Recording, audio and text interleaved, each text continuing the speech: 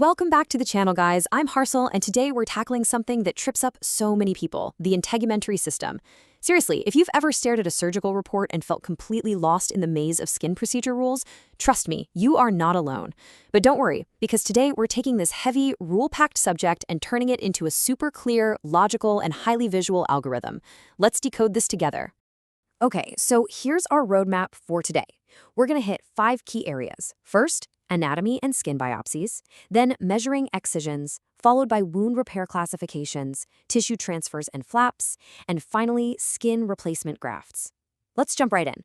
Starting off as Section 1, anatomy and skin biopsies. Okay, so the skin is literally the human body's largest organ, and knowing your exact anatomical depth within it, well, that is the ultimate key to unlocking the right path in our coding algorithm. Take a look at these layers. You've got the epidermis sitting right on top, the thicker dermis below it, which is where the hair follicles live, and then that fatty subcutaneous tissue at the very base.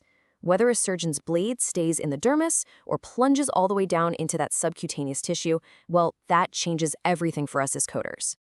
Now let's see how this anatomy applies to how we sample the skin. The CPT guidelines define 3 very distinct biopsy techniques. First up is the tangential biopsy. Think of shaving, scooping, or using a curette. This is a really superficial sample. It might not even go through the full thickness of the dermis.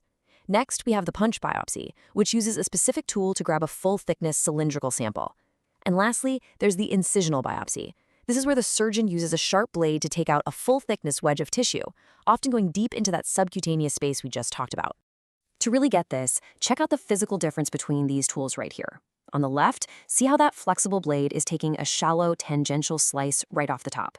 It's just skimming the surface. But over on the right, that punch biopsy tool, it's designed to go straight down, literally like a cookie cutter, pulling out a complete cylinder of the epidermis, dermis, and subcutaneous tissue.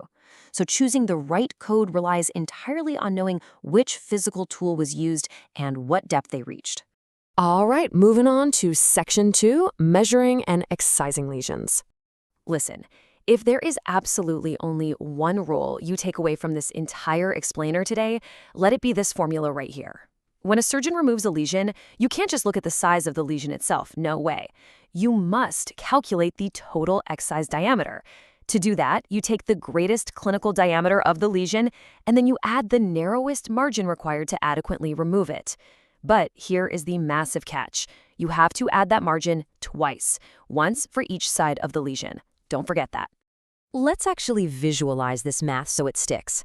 Look at this example. Say we have a 1.0 centimeter melanoma. The surgeon obviously needs clear margins to make sure all the cancer is completely gone, right? So they take 2.0 centimeters of healthy tissue around it. Now let's do the math. 1.0 centimeter for the lesion, plus 2.0 centimeters for the left margin, plus 2.0 centimeters for the right margin. Boom, that gives us a 5.0 centimeter total excised diameter. And that final number? That's exactly what dictates your path in the coding manual. But hold on, before we go any further, we have to clearly define what an excision actually is in the coding world. Because unlike a shave removal, which we know is superficial, a true excision is legally defined as a full-thickness removal. It absolutely must go completely through the dermis. On top of that, an excision inherently includes a simple, non-layered closure, meaning if the surgeon just stitches it up with a single layer, you can't code for that repair separately. It's already bundled into the excision code. Make sense? Let's keep rolling. Section 3, wound repair classifications. Okay, so what happens if a closure isn't simple? Well, then it becomes either intermediate or complex. By putting these side by side on the screen here, you can immediately spot the differences.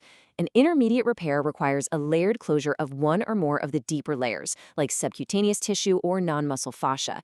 It might also involve some limited undermining, but the very second the surgeon has to expose bone, cartilage, or tendon, or if they perform extensive undermining or use retention sutures, you immediately upgrade that to a complex repair.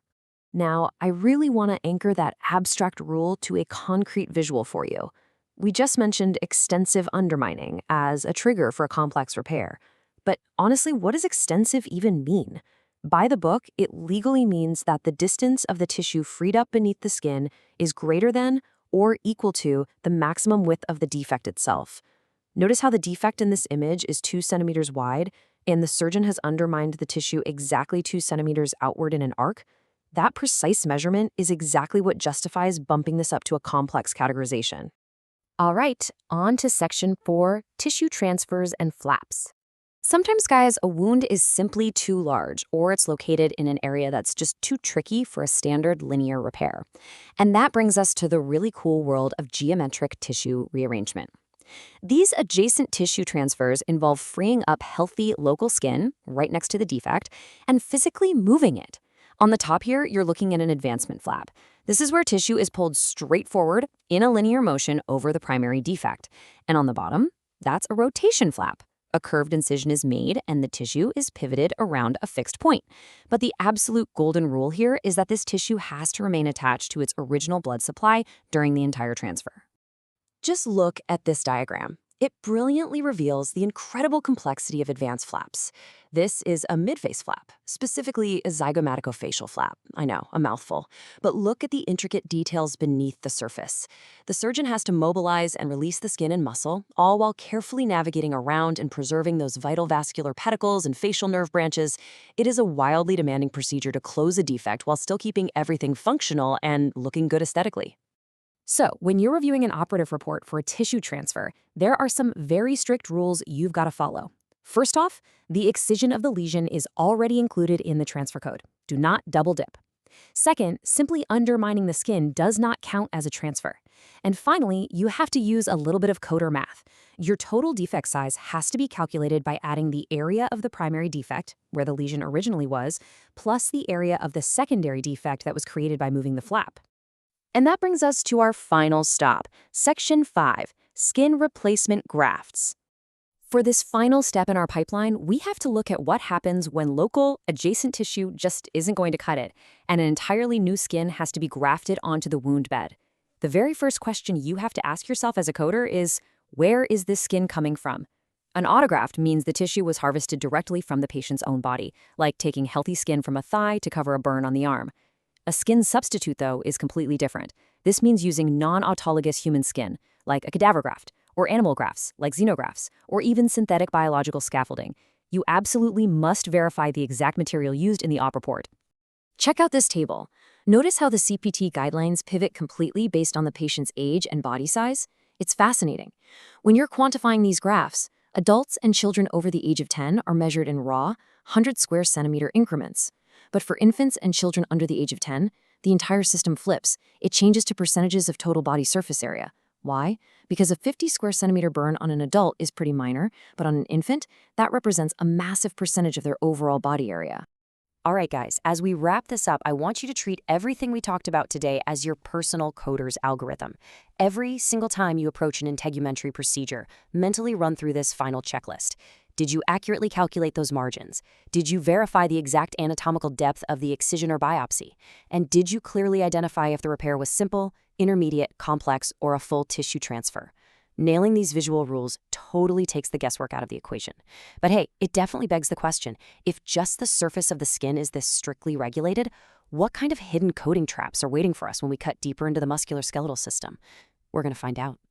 Thanks so much for joining me on this explainer. Make sure you hit subscribe, and I'll see you in the next one.